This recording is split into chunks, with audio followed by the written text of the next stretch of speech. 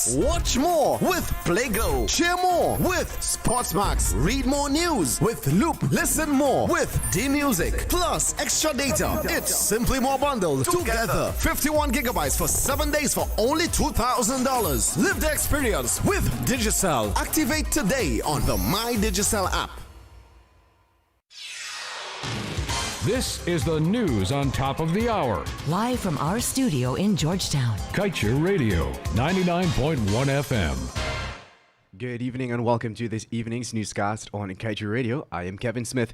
Let's get to the news in detail. Guyana has pre-qualified 9 contractors to build the new Demerara Harbor Bridge, but a number of the companies cleared by government have either been debarred over corrupt practices by the World Bank or would have been involved in money laundering scandals. Now, the Ministry of Public Works today identified the companies that have been pre-qualified, namely China State Construction Engineering Corporation, Ballast Nidam Infra Suriname BV, China Jibwa Group Company Limited, Joint Venture Partners, China Railway International Group Co. Limited, China Railway Major Bridge Limited Co. and Reconnaissance and Design Institution, among others. Checks have since found that several of the companies have been involved in illegal practices in the past, including China State Construction Corp., which was sued for fraud in the Bahamas. And moving on. The APNU-AFC administration, during its 5 years in office, spent more money on the procurement of drugs and medical supplies than the PPPC expended during the 23 years in office. Compounding the situation is the fact that the previous administration's broken supply system led to the expiration of more than $10 billion worth of medicines. The damning allegation of health Dr. Ramsamy, who in a recent missive penned that the present medicine and medical supply shortages is a consequence of the broken supply chain system that the present PPP government inherited from the previous APNU-AFC government. In other news, in light of ExxonMobil's plans to bring 10 oil vessels on stream to develop the 9 billion barrels of oil equivalent resources in the Stabroek Block, Hess Corporation has sold a key asset in Denmark to cover its share of the costs. In the Stabroek Block, Hess holds a 30% stake.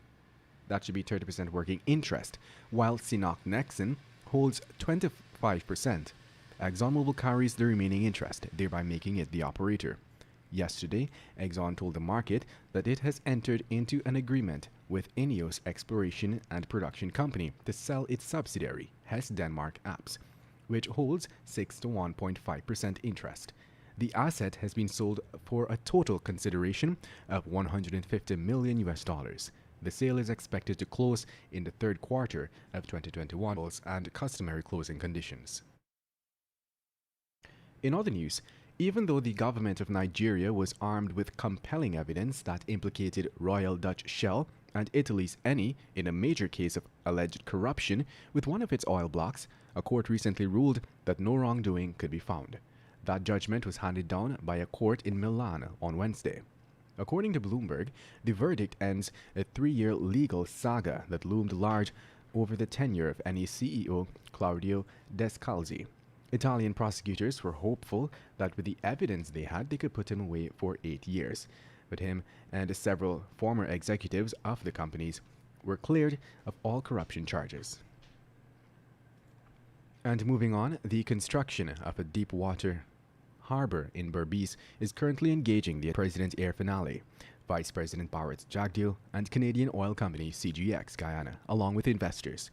This is according to the minister within the Ministry of Public Works with responsibility for the energy sector, Deodat Indar. He was adamant, and I quote, that project is something that is alive every day because we want to make it sure that we benefit from it.